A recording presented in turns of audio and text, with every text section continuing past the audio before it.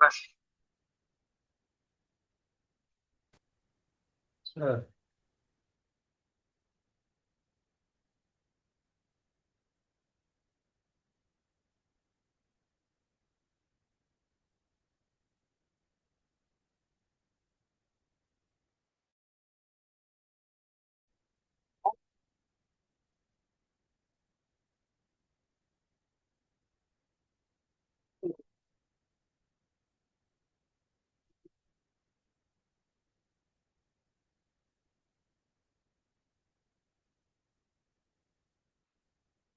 Iya, suara saya kedengeran? Benar, Bu ya? Alhamdulillah Suara saya? kedengaran ya. Kedengaran, Bu ya? Oh, Dengeran Bu ya. Sama, Bu ya? ya, saya tidak dengar ada yang jawab salam tadi.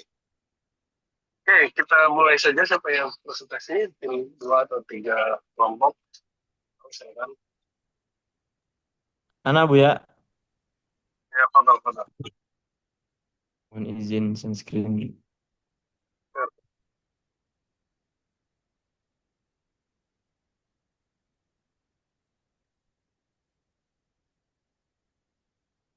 Bismillahirrahmanirrahim. Assalamualaikum warahmatullahi wabarakatuh. Jazakumullah khairan.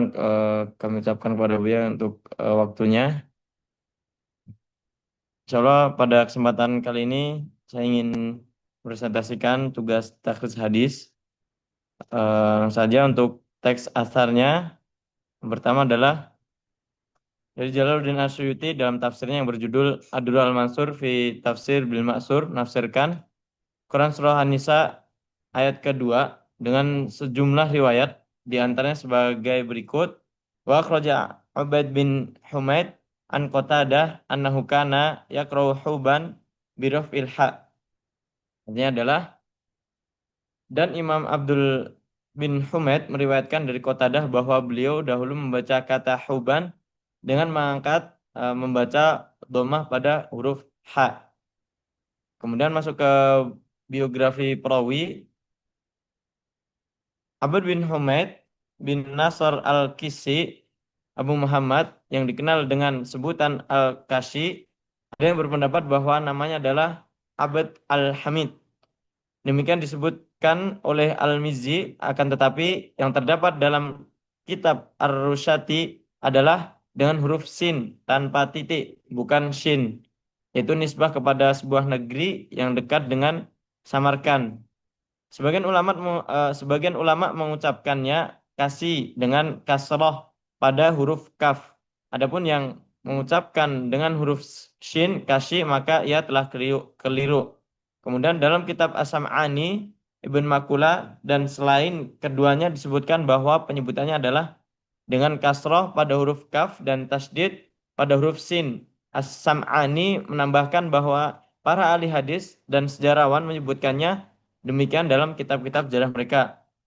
Kemudian dalam kitab Musnadnya yang meriwayatkan hadis dari Hisham bin Sa'ad, sedangkan dalam kitab tafsir karangannya yang meriwayatkan dari Hauzah bin Halifah, Amr bin Talha Al-Kannat, Junaid Abu Abdillah Al-Hajjam, Yazid bin Hazim, Al-Mu'ammal bin Ismail, Nuaim bin Muhammad, Muhammad bin Kanasah, Malik bin Ibrahim, Ali bin Al-Jad Al-Jauhari, Ya'qub bin Ishaq, Al-Hadrami, Ammar bin Zufar, Abdul Wahab bin Atha, Abdul Malik bin Ibrahim, Umar bin Sa'id, Ya'qub bin Abdillah Al-Ash'ari jika hal tersebut sahih.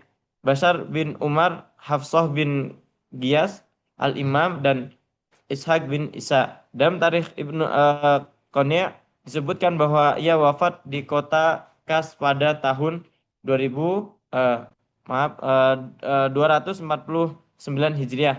Dalam tarikh Al-Qarrab disebutkan bahwa Yahya bin Badr berkata, Abd bin Humaid wafat di Kas pada hari Ahad ketika tersisa 10 hari dari bulan Ramadan tahun 249 Hijriah. Kemudian Al-Mizzi mengklaim bahwa Ibnu Asakir menyebutkan dalam kitab An-Nubal bahwa ia wafat di Damaskus. Namun ia tersendiri mengatakan bahwa Ibnu Asakir tidak menyebutkannya dalam kitab tarikhnya.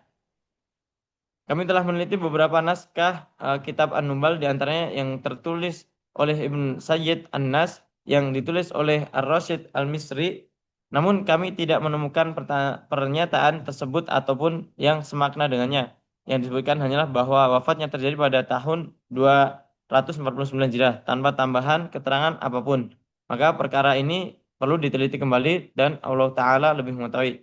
Dalam tarikh Bukhara dan dalam tarikh Bukhara karya Ganjar disebutkan Yahya bin Abdul Ghaffar sedang sakit, lalu Abdul Humaid menjenguknya dan berkata, semoga Allah tidak membiarkanku hidup sepeninggalanmu, wahai Abu Zakaria. Maka keduanya pun wafat. Abdul Ghaffar meninggal terlebih dahulu, kemudian Abd bin Humaid meninggal secara mendadak pada hari berikutnya tanpa mengalami sakit. Jenazah keduanya diangkat untuk dimakamkan pada hari yang sama. Kemudian yang kedua, Qatadah bin Di'amah As-Sadusi.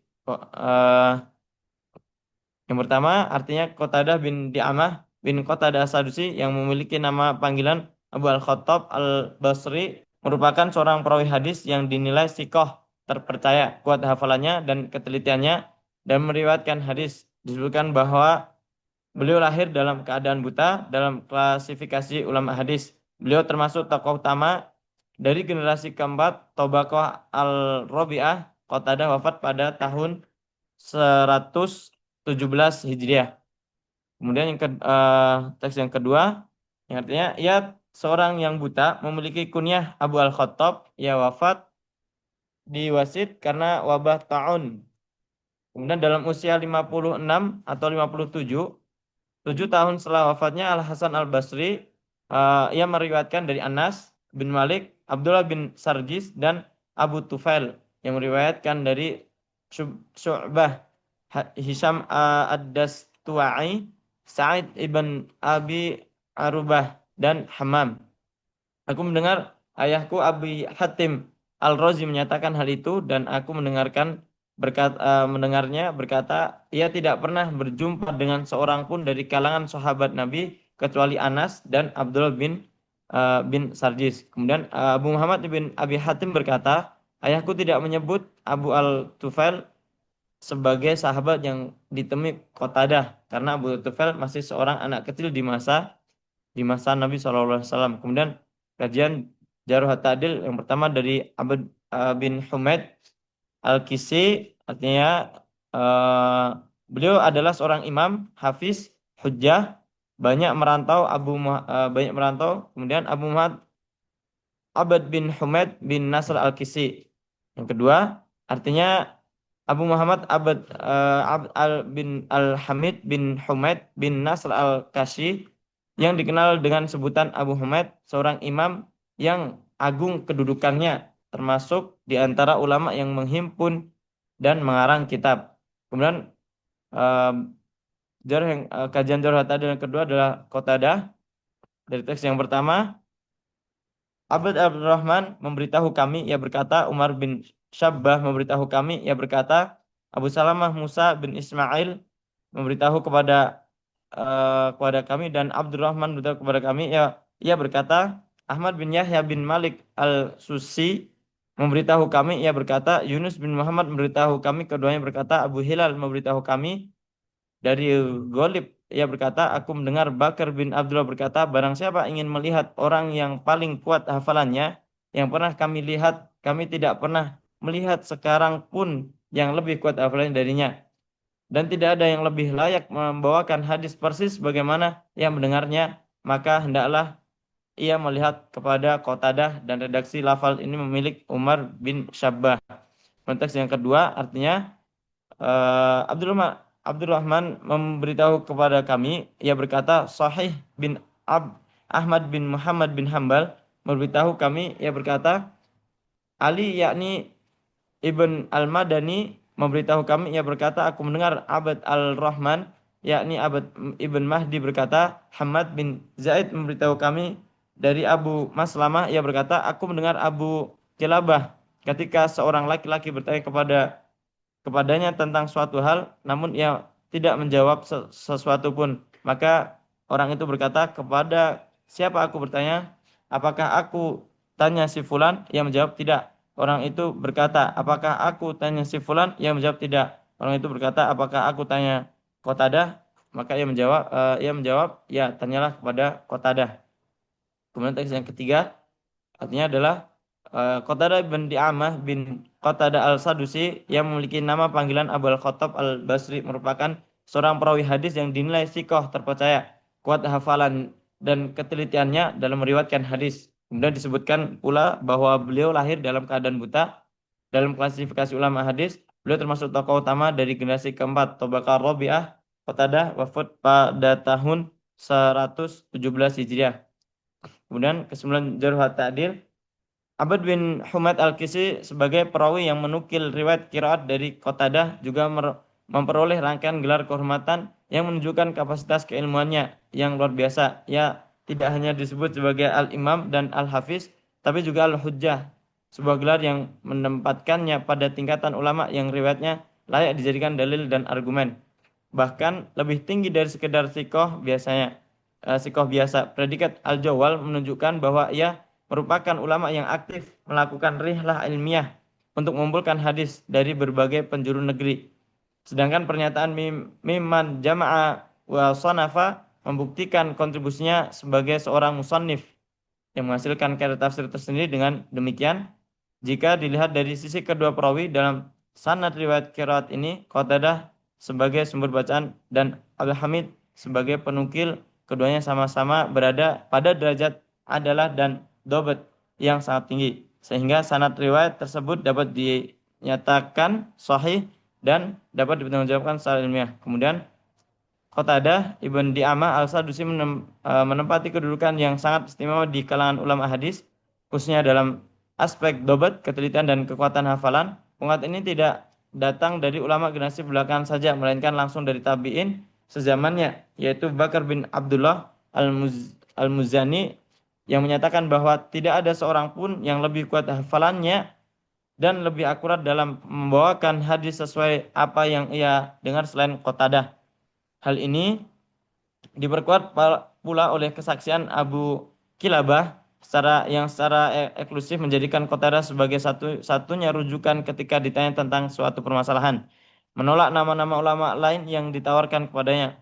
Meskipun Qatadah memiliki keterbatasan fisik berupa kebutaan dan hanya berjumpa dengan dua orang sahabat Nabi, Anas bin Malik dan Abdullah bin Sardis, hal tersebut tidak mengurangi sedikit pun status kesikohannya sehingga ia dapat digolongkan pada martabat tertinggi ta'dil, yaitu sikoh tabat. Kemudian ittisal sanad, selisih 132 tahun antara wafat Qatadah dan wafat Abd bin Humaid menunjukkan bahwa secara mu'asarah atau kesezamanan keduanya mustahil bertemu secara langsung. Bahkan jika diasumsikan Abd bin Humaid wafat dalam usia sangat tua, sekitar 90-an tahun, ia baru lahir sekitar tahun 160 Hijriah, yaitu 40 tahun setelah Qatadah wafat. Artinya Abd bin Humaid lahir setelah Qatadah meninggal dunia. Dan demikian redaksi wa akhraja Abdu bin Humaid an Qatadah tidak bisa dipahami sebagai sanad langsung mutasil bersambung. Sanad ini bersifat munqati, terputus. Terdapat satu atau lebih perawi perantara wasithah antara Abd bin Humaid dan Qatadah yang tidak disebutkan dalam redaksi ringkas ini. Kataan dalam redaksi semacam ini sering merupakan bentuk ringkasan editorial dari kitab yang menukil, misalnya Al-Suyuti dalam Ad-Durr Al-Mansur, bukan sanad lengkap dan hasilnya yang terdapat dalam kitab Al-Muntakhab min Al-Musnad karya Ibn Abd bin Humaid. Menurut satu riwayat berdasarkan analisis di atas dapat disimpulkan bahwa Meskipun kedua perawi Qatadah dan Abd bin Humaid secara individual dinilai sikoh dan memiliki kedudukan tinggi dalam ilmu rijal, Qatadah sebagai sikoh sahabat, Abd bin Humaid sebagai al-hafiz al-hujjah, satu ittisal sanad, ketersambungan sanad riwayat ini tidak terpenuhi secara langsung karena adanya jarak generasi inqita sekitar satu abad lebih antara keduanya. Kemudian khulasah, sanad riwayat ini tidak dapat dinyatakan sahih dalam bentuknya yang ringkas sebagaimana tertulis wa akhraja Abd bin Humaid an Qatadah karena terbus mengkoti. Kemudian yang kedua, untuk menetapkan kesahihan riwayat ini secara penuh diperlukan penelusuran sanad lengkap pada sumber aslinya. Al-Muntakhab min Al-Musnad guna mengidentifikasi perawi perantara Al-Wasithah yang menghubungkan Abd bin Al-Humaid dengan Qatadah. Kemudian yang ketiga, selama perawi perantara tersebut belum diketahui dan diteliti status adalah dan dobetnya, riwayat ini berstatus munqati terputus sehingga tidak dapat dijadikan hujjah secara mandiri meskipun nilainya tetap bermanfaat sebagai data sejarah qiraat syawahid yang memperkaya khazanah ilmu tafsir. Kemudian ini lampirannya Bu ya. Mungkin itu saja, mohon bimbingannya ataupun sarannya jika banyak kesalahannya. Jazakumullah khairan.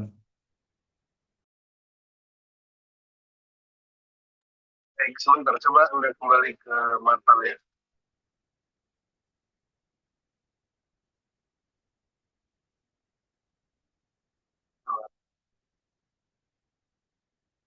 Ke atas, ke atas.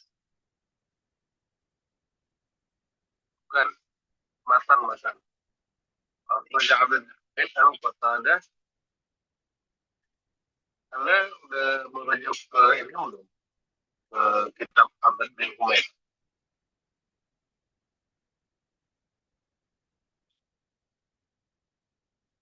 Ya, Anda dengar? Saya dengar. Mohon maaf, suaranya kurang jelas Bu ya.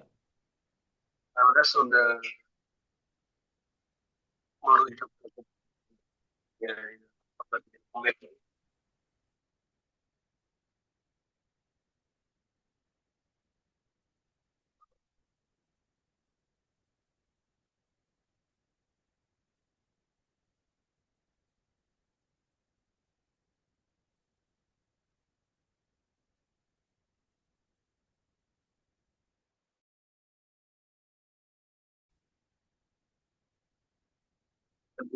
Kalau bisa lewat.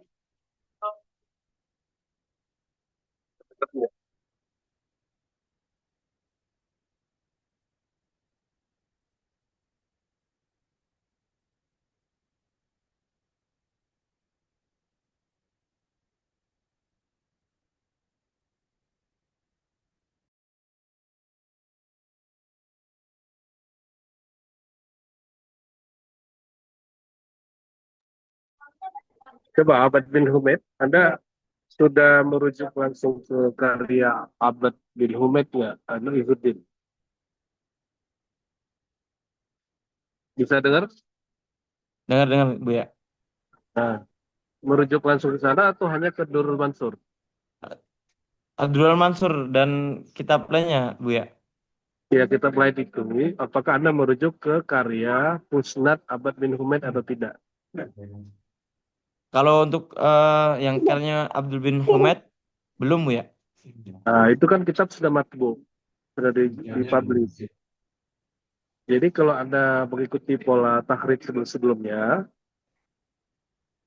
jadi kalau Suyuti ngomong Akhraj al-Bukhari, Anda langsung merujuk ke Bukhari. Nah, kalau kayak gini kan jadi salah paham nanti ya. Abad bin Humaid dan Qatadah ini bukan sanad kamil, sanadnya nggak sempurna. Ini hanya ikhtisar. Jadi itu riwayat yang mukhtasar. Maksudnya adalah eh, riwayat ini bersumber dari Abad bin Humaid. Abad bin Humaid punya sanad dari gurunya sampai kepada Qatadah.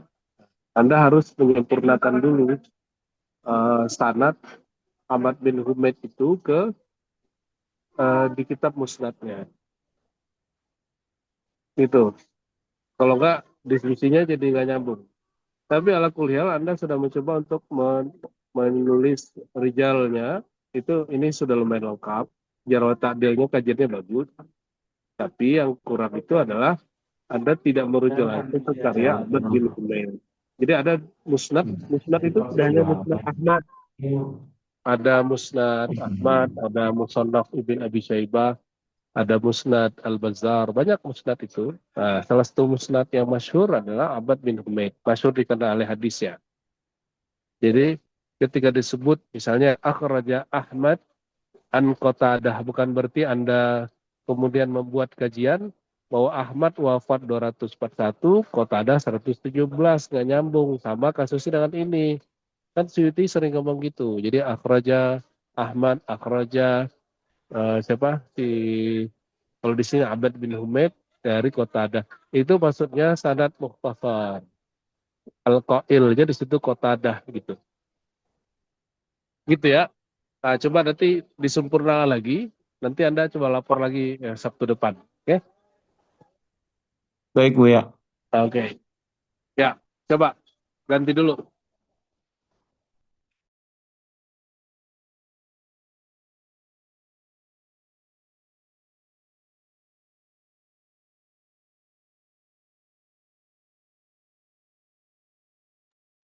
Siapa lagi? Silakan. Saya Mia dan Zulfa.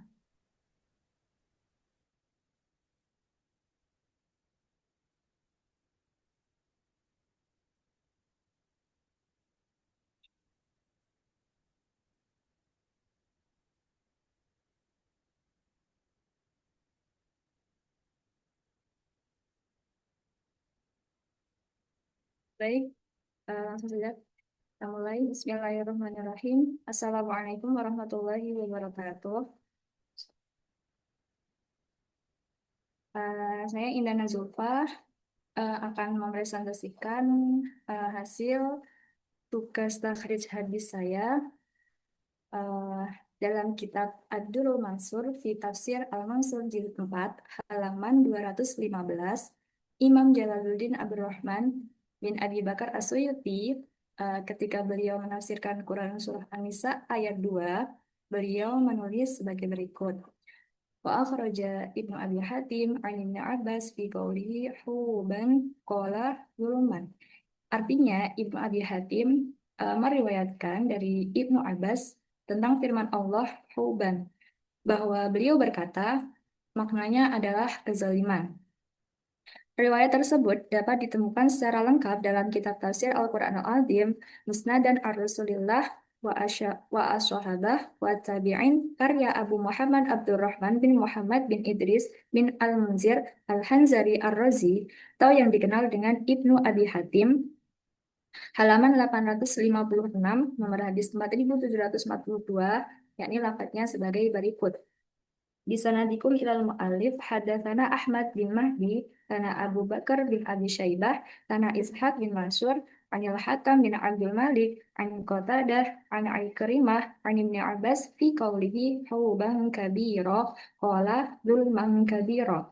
Artinya, telah menceritakan kepada kami, Ahmad bin Mahdi, telah menceritakan kepada kami, Abu Bakar bin Abi Syaibah, telah menceritakan kepada kami, Ishaq bin Mansur, dari Al-Hakam bin Abdul Malik, dari Qatadah, dari Ikrimah, dari Ibnu Abbas, mengenai firman Allah, Hauban kabira, beliau berkata, artinya suatu kezaliman yang besar.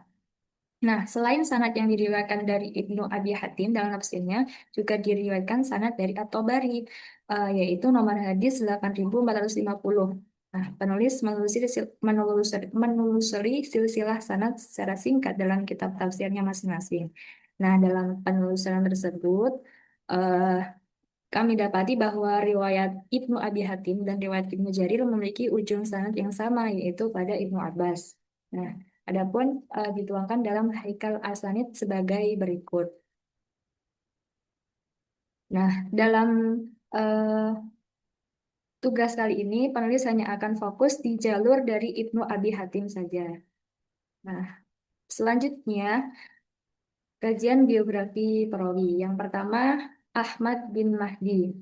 Dalam kitab Takribut Tahdib, juz 2 halaman 445 sampai 446 disebutkan bahwa Ali bin Sholih al-Baghdadi, pemilik musola atau tempat sholat, dia tergolong makbul atau diterima dari generasi ke-10 tabi'in tingkat bawah. Wafat pada tahun 29.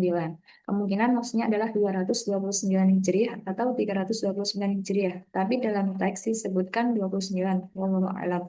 Ada yang mengatakan bahwa dia adalah seorang yang lengah atau mungkin dalam hafalan atau periwayatannya.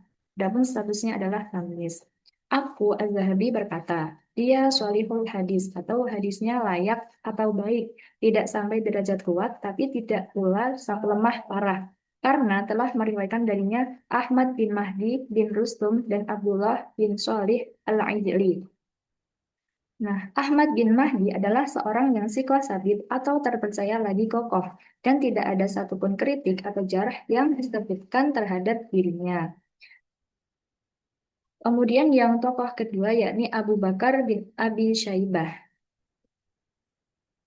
Abdullah bin Muhammad bin Abi Syaibah Ibrahim bin Utsman yang asalnya dari Wasit adalah Abu Bakar bin Abi Syaibah Al-Kufi. Beliau adalah seorang yang terpercaya atau sikoh, penghafal atau hafiz, memiliki karya-karya tulis atau pengarang, termasuk dari generasi ke-10 tabi'in tingkat bawah. Wafat pada tahun 235 Hijriah. Hadisnya diriwayatkan oleh Al-Bukhari, Muslim, Abu Dawud, An-Nasai, dan juga Ibnu Majah. Yang ketiga yakni Ishaq bin Mansur. Ishaq bin Mansur bin Bahram al-Hausaj Abu Ya'qub At-Tamimi Al-Marwazi. Beliau adalah seorang yang terpercaya atau sikoh lagi kokoh atau sabit, termasuk dari generasi ke-11. Wafat pada tahun 251 Hijriah. Hadisnya diriwayatkan oleh Al-Bukhari, Muslim, At-Tirmizi, An-Nasai, dan Ibnu Majah. Yang keempat yakni Al-Hakam bin Abdul Malik. Al-Hakam bin Abdul Malik Al-Qurashi Al-Basri menetap di Kufah. Statusnya adalah dhaif atau lemah, termasuk dari generasi ke-7. Hadisnya diriwayatkan oleh Al-Bukhari, At-Tirmizi, An-Nasai, dan Ibnu Majah. Yang kelima yakni Qatadah bin Di'amah. Qatadah bin Di'amah bin Qatadah As-Sadusi Abu Khattab Al-Basri, beliau merupakan seorang yang terpercaya atau sikoh lagi kokoh atau stabil. Dikatakan bahwa ia dilahirkan dalam keadaan buta. Beliau adalah pemuka atau rois dari generasi keempat. Wafat pada tahun sekitar 110-an Hijriah, biasanya disebut tahun 117 Hijriah atau 118 Hijriah. Hadisnya diriwayatkan oleh semua perawi kitab 6, yakni Bukhari, Muslim, Abu Dawud, At-Tirmizi, An-Nasai, dan Ibnu Majah. Kemudian yang selanjutnya yakni Ikrimah. Dalam kitab Al-Jarh wa Ta'dil juz 7 halaman 9, Ibnu Abi Hatim menyebutkan bahwa telah menceritakan kepada kami Yazid An-Nahwi dari Ikrimah. Dia berkata, Ibnu Abbas berkata, pergilah lalu berfatwalah kepada manusia dan aku adalah penolong bagimu. Aku atau Ikrimah berkata, seandainya manusia itu 2 kali lipat jumlahnya seperti mereka, niscaya aku akan memberikan fatwa pada mereka. Beliau Ibnu Abbas berkata, pergilah lalu berfatwalah kepada manusia. Barang siapa yang bertanya kepadamu tentang sesuatu yang bermanfaat baginya, yang menjadi kebutuhannya, maka berfatwalah kepadanya. Dan barang siapa yang bertanya kepadamu tentang sesuatu yang tidak bermanfaat baginya atau tidak menjadi kebutuhannya, maka janganlah engkau berfatwa kepadanya. Karena dengan cara itu, engkau telah membuang 2/3 beban manusia darimu. Nah, telah menceritakan kepada kami Abdurrahman, telah menceritakan kepada kami Abu Bakar bin Abi Khaisamah melalui surat yang ditulisnya kepadaku, dia berkata, telah menceritakan kepada kami Yahya bin Ma'in, dia berkata, telah menceritakan kepadaku seseorang yang mendengar Hamad bin Zaid berkata, aku mendengar Ayub, dan dia ditanya tentang Ikrimah, bagaimana dia? Dia menjawab, dia, Ikrimah, bukan orang yang terpercaya di sisiku, niscaya. Jika dia Ikrimah bukan orang yang terpercaya di sisiku, niscaya aku tidak akan menulis hadis darinya. Telah menceritakan kepada kami Abdurrahman, dia berkata, aku bertanya kepada ayahku Abu Hatim tentang Ikrimah, mantan budak Ibnu Abbas. Maka beliau menjawab, dia adalah sikoh atau terpercaya.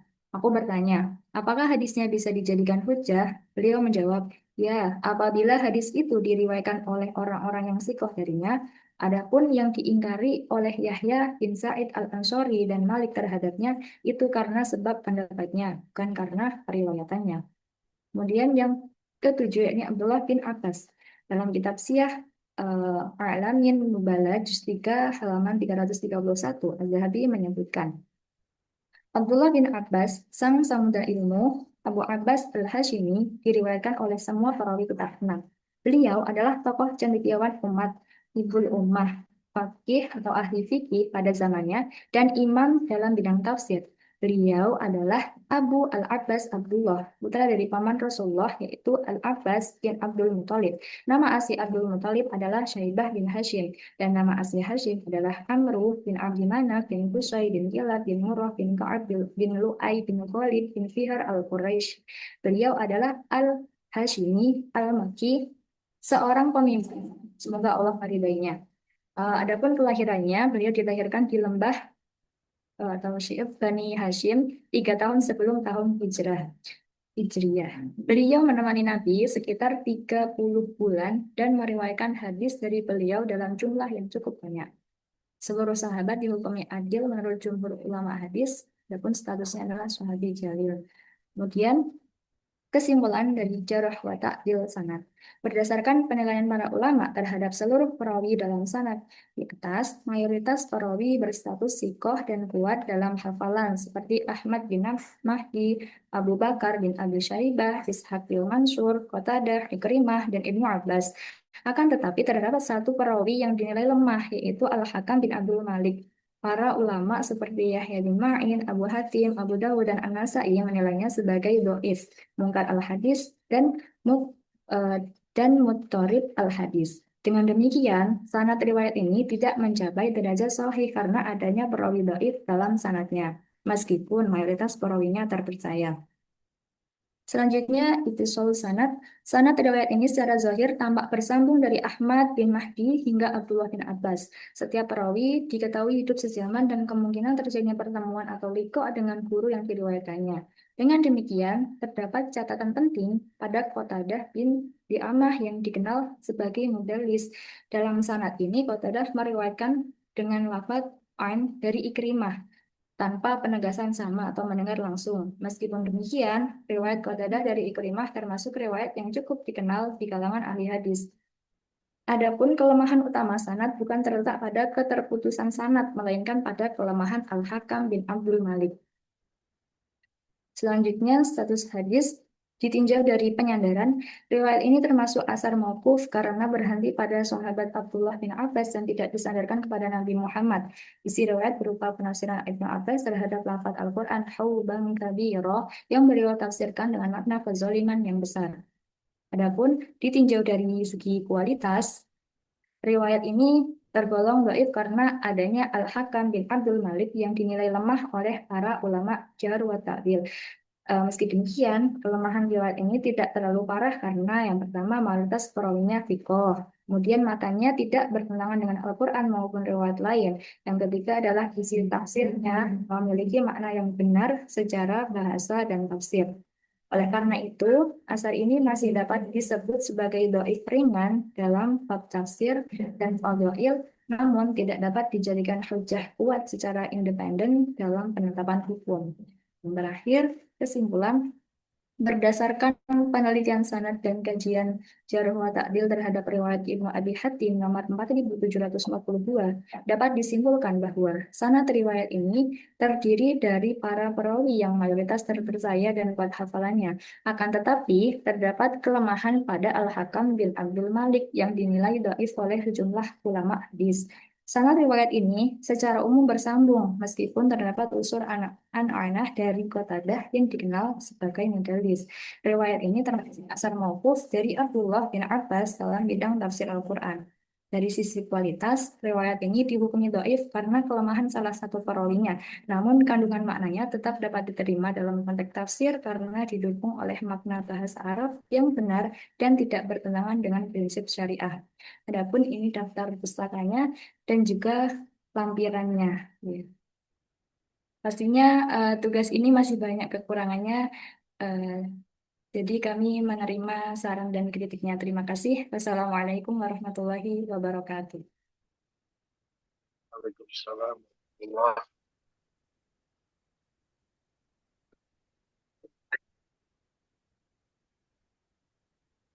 Baik, ini sudah bagus. Ini kan bukti bahwa yang tadi Izzuddin ya sama ini ketika Suyuti menulis Akhroja bulan an Ibn Abbas atau an Qatadah, ternyata terus kita cek ke kitab induknya ada sanadnya kan. Ya.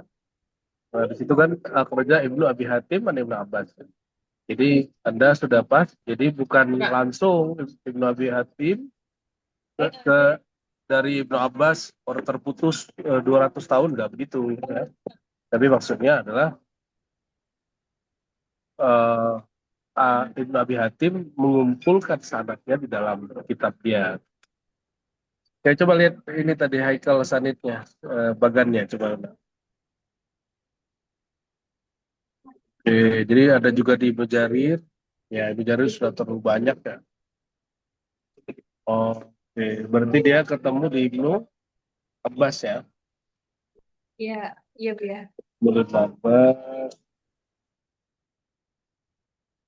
Kalau riwayat Ibnu Abbas yang jalur ini, jadi karena ini tidak berkaitan dengan bab akidah, jangan terlalu kencang ininya, penilaiannya jangan terlalu kencang, jangan terlalu tasyadud, jangan terlalu ketat. Seperti ada tadi, misalnya Al-Hakam bin Abdul Malik dari Qatadah, dari Ikrimah. Uh, betul Al-Hakam ini emang dia dhaif, tapi idza syarakahu ghairuhu, jika riwayat dia ada yang mirip dengan riwayat dia seperti Abu Sholeh dan lain-lain, maka dia bisa naik minimal jadi hasan li ghairihi. Nah, buka imkaniat itu ya. Buka kemungkinan-kemungkinan itu. Itu Zulfa ya. Baik Bu Kalau ya. kuliah yang lain sudah oke sih, apa sudah bagus. Yang lain cuma mungkin untuk semuanya nanti kepada Anda. Jadi ketika ada riwayat yang dhaif, coba Anda ditantang untuk bisa nggak Anda naikin riwayatnya jadi minimal san li ghairihi dengan cara melakukan jamur riwayat, mengumpulkan riwayat yang beragam. Jadi mungkin walaupun tidak sempat Anda tuliskan misalnya, tapi lakukan tahrij kecil-kecilan. Gitu ya. Mungkin untuk si Pak Izzuddin karena sudah mentahrij tapi masih terjadi inqita ya. Nanti Anda coba cari riwayat-riwayat yang lain yang ada di masih di kitab tafsir yang sama. Itu kan disebutkan banyak riwayat-riwayat. Nah, coba Anda tahrij di luar makalah misalnya 2 atau 3 riwayat lain, bisakah dia naik? Oke, itu juga Zulfa ya. Baik Bu ya. Baik, ada lagi? Mungkin satu lagi. Saya Bu ya. Silakan kalau ada lagi.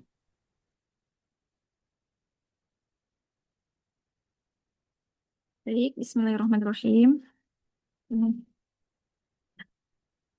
Terima kasih pada Buya Hashim Ar-Razi atas waktunya. Nah, selanjutnya di sini saya akan memaparkan mengenai Jalaluddin As-Suyuti dalam kitab Dur Al-Mansur ketika menafsirkan surah An-Nisa ayat 2 yang berbunyi innahu kana huban kabira. Yang mana teks asarnya di kitab Dur Al-Mansur wa akhraja anil Hasan innahu kana yaqra'uha huban kabira binasab ha. Nah, jadi artinya dan diriwayatkan dari Hasan bahwa ia membaca lafaz huban dengan menasobkan huruf ha, jadi menjadi hauban. Nah, kemudian penulis berusaha mencari teks ini dan hanya menemukan di kitab tafsir Bahrul Ulum yang berbunyi Qara'al Hasan hauban binasabil ha qala muqatil wa bilughatil habasyi qala al-fata hubu wal haubu wahid wa huwal ifmu yang kurang lebih artinya itu Al-Hasan membaca lafaz hauban dengan menasabkan huruf H. Kemudian Muqatil berkata, lafaz tersebut berasal dari bahasa Habasyi. Al-Farra berkata, al-hub dan al-hub memiliki makna yang sama, yaitu dosa. Kemudian, riwayat ini membahas bentuk lafaz hauban. Dalam Quran surah An-Nisa ayat 2, lafaz tersebut secara umum bermakna dosa besar. Dalam riwayat ini, Al-Hasan disebut membaca lafaz tersebut dengan menasabkan huruf H. Akan tetapi, riwayat yang dinukil oleh As-Suyuti tidak menampilkan sanad lengkapnya. Redaksi tersebut hanya berbunyi, wa akhraja anil Hasan, tanpa menyebutkan mukharrij secara jelas dan tanpa menyebutkan rangkaian perawi dari awal sampai kepada Al-Hasan. Kemudian kajian atas perawi, yaitu Al-Hasan Al-Basri, yang memiliki nama lengkap Al-Hasan bin Abi Al-Hasan Yasar dengan kunyahnya Abu Sa'id dalam kitab Syiar Alam An-Nubala. Imam Az-Zahabi menempatkan biografi beliau pada entry Al-Hasan Al-Basri Abu Sa'id dan menyebutkan bahwa beliau adalah Al-Hasan bin Abi Al-Hasan Yasar Abu Sa'id. Kemudian kajian Jarh wa Ta'dil. Kesimpulannya, di sisi Jarh wa Ta'dil, Al-Hasan Al-Basri memiliki secara umum dinilai sebagai tokoh yang sikoh, faqih, dan alim. Kemudian memiliki kedudukan tinggi di kalangan tabi'in. Akan tetapi, dalam kajian hadis, Al-Hasan Al-Basri juga sering meriwayatkan secara mursal. Beliau kadang menyampaikan riwayat tanpa menyebutkan perantara secara lengkap. Sebagian ulama juga menyebutkan bahwa beliau memiliki riwayat dengan bentuk tadlis. Karena itu, riwayat yang ini berbunyi Anil Hasan tetap memerlukan sanad yang sanad lengkap agar dapat diketahui apakah jalurnya benar-benar bersambung atau tidak.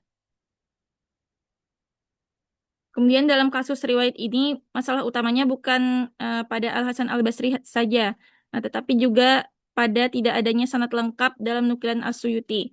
Karena sanad sebelum Al-Hasan tidak disebutkan, maka perawi lain dalam jalur riwayat itu tidak dapat dikaji.